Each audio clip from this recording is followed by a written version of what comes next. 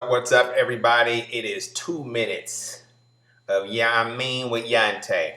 And we had a couple questions on the block today about policyholder mailers introductions.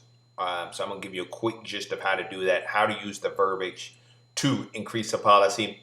So when anytime you call these policyholder mailers, if you go across them stating, hey, this is Eric, I'm your agent, um, I got this inquiry in the mail and I just wanted to make sure I got a hold of you. Were you looking to increase your policy? That will work on some of them. But my big thing is I want to make sure I don't do anything where this person can back out of saying yes, right? That's my whole goal. It isn't to get by on one, it's to get by on all of them. So the first thing I'll say is, hey, Stan, it's you because you had a good question, Stan. Hey, Stan, this is Eric from Lincoln Heritage. I got your inquiry not too long ago. And I wanted to make sure I answered your questions, introduce myself, and get you any numbers that you needed. Now, did you understand how much coverage you have with us right now, Stan? And I wait for them to answer that. The reason I ask that is because I want them to really know how much coverage they got. And if the coverage is a little different than what I have on my policyholder mailer sheet, it could be a couple reasons. One, they have a couple policies with us. Two, they might have lowered it in the past. So no matter what it is, I'm going to ask them that instead of saying you have 5,000 with us or you have 10,000 with us or whatever it might be. Once again, the reason I don't do that is because sometimes they'll have more and they get upset. They'll be like, oh, what are you talking about? I got 10. I should have 15 or 20. And then the easy way around that is simple. Hey, let me call corporate real quick. We're all working from home right now. I just didn't have that information in front of me. Are you going to be home in about 2 minutes? Hang up the phone, call corporate. They'll get you the exact amount.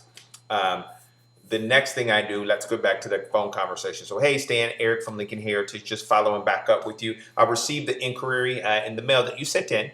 The corporate just wanted to make sure I reached out to you, answered any questions that you had, and get you any numbers you needed. Hey, did you already know how much coverage you have with this, Stan? And they're going to say, yeah, they might know, they may not. A lot of times these people don't know, man. So you go over with it, say, I have you, first off, is this your date of birth? And I'll go over that with them. And are you at this address? Okay, I have you at $7,500 worth of coverage. Right. And then verify their payment. Because what we have is we have a lot of third-party add-ons. And what that means is you got a lot of people, they have a third-party company that calls in and asks our clientele for a couple of things. They'll ask them for one, um, Medicaid and Medicare assistant. Well, it's really not that helpful because they have Medicaid and Medicare pays for everything. Two, you have the car assistance program where if their car breaks down, uh, this company reimburses them up to a certain dollar amount, 20% of the charges. So they might save them $200 on that. And the third one is identity theft. Identity theft, is it that big? Really? They're 60, 70 years old. I don't know if they're stealing too much from them. There's not a lot you can do with it anyway. I know a guy that does it. There's not a lot they can do. Everybody does the same thing. They basically dispute everything that's come up if their identity got stolen. Doesn't cost you anybody to do it. You can do it all through the credit bureaus. If you have any questions, just give me a call on that. So those are the three things that they add on. Two of those are $8.95 and one's $10.95. If they add on two or three of those, you have $17 that you can play with that you might be able to save this customer a little bit of money, right? So back again, we'll start from the beginning. Hey, this is Eric Smith. Following back up with you, I received your inquiry regarding your free policy review. Did you know how much coverage that you had with us right now, sir? Stan, is your date of birth 11/23/1943? I get you paying $37.95. Does that sound accurate? If they say I pay $46, $48, hold on real quick. What I'm going to do is I'm going to call corporate. I'm going to see what's going on with your policy, and I'll call you right back. Boom. Now you have some room to wiggle room with them or not, or you get to figure out if they have a couple different policies.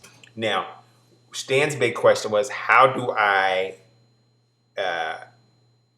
articulate verbiage on how to increase policies? All right, so this is the bread and butter.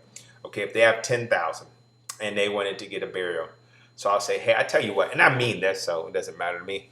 Hey, Stan, I notice you have 10,000 right now. Hey, when you originally pulled this out, what was your main objective? Were you looking to make sure you had enough to take care of a burial so your family wouldn't have to pay for anything?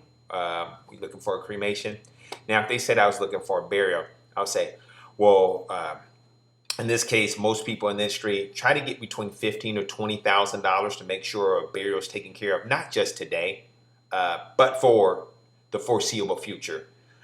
Funerals increase at about anywhere from 2 to 7% a year, just depending on what city you live in. So you can see how that can add up in 5, 10 years where you may not have enough coverage, and you're a lot older then, so insurance gets a lot more expensive. So if it's affordable, Stan, I would recommend that you get this increase today. That way it's cheaper for you in the long run. And then I'll go right into how much it costs.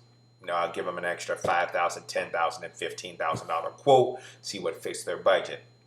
Okay. Number two, you'll have a lot of people that say this to you. Hey, Stan, I got $5,000 now. I just wanted to increase it to $10,000. How much do you think that costs? How much is $10,000, Stan? So my first question would be, as an agent, I would go, well, how much were you looking to spend a month? I want to make sure we stay in your budget. So you got $5,000 that costs $31 right now. For the extra $5, how much did you think you would have to spend? And you're going to get people that say, oh, I thought it was only $5 or $10 extra dollars, because we send out those AD&D riders and that's all it is, right? $5 or $10 extra dollars. So you're combating against that. Remember, man, you guys got to know your craft so well. So if they're looking to only spend $10 a month, I know we're way off. So I'm saying, well, I'm going to show you something that fits in your budget of the $10 a month. Then I'm also going to show you how much $5,000 extra costs. And then I'll let you make your decision from there. We can do either one, right? So this way, if you guys notice, I think I'm at 30 policies for the month. I don't know what it is, right? But at this way, you notice how I'm always getting a sale. Now, I used to do it a different way and it didn't work. So I used to, somebody would say, hey, Eric, I wanted to get an extra $5,000 worth of coverage, right? So I would say, well, you paid $31 now, an extra $5 would be an extra $30. So that's $60 a month total, and they'll be like, oh my God, are you crazy? That's way too much. I don't want it. Just leave it as it is. I'm like, man, too many of these are going by the wayside where, if I get 5 of these cats that only want to increase $10 or $20, that's equal, 5 people only increasing $10, that's 50, that's 608p, right? On a 70% contract, that's $420. Just by knowing how to articulate it, right? I can't pass that up. No, sirree, Bob. I'm not letting them get by. So, therefore, ask them how much they think the increase will cost. Ask them what they were trying to accomplish. And then just show them the options.